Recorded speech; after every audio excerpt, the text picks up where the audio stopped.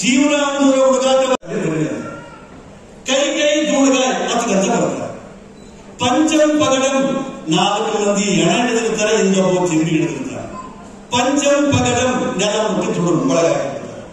ಇಷ್ಟೇ ಬದುಕದ ಗಾಳಿ ಬಿಟ್ಟಲ್ಲಿ ತೋರಿಕೊಳ್ಳದಯ್ಯ, ಗಾಳಿಗೆ ಮಾತಿನ ಬಲ್ಲವಯ್ಯ, ನಾಳೆ ತೂರಿ ಏನೆಂದರೆ ಬೀಸುವುದಿಲ್ಲ ಗಾಳಿ, ಶಿವಶರಣ ಎಂಬ ಗಾಳಿ ಬಿಟ್ಟರೆ ಬೇಗ ತೂರಿಕೊಳ್ಳದ ಅಂಬಿಗರ ಚೊರೆಯ.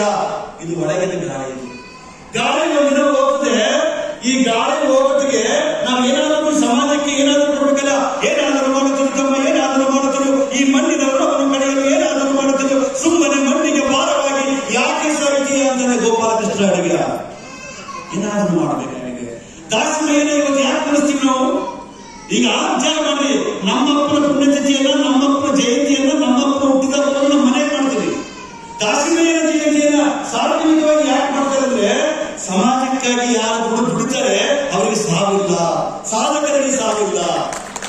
ಆ ನಿಟ್ಟಿನಲ್ಲಿ ನಾವು ನಿಂತು ಜೀವನ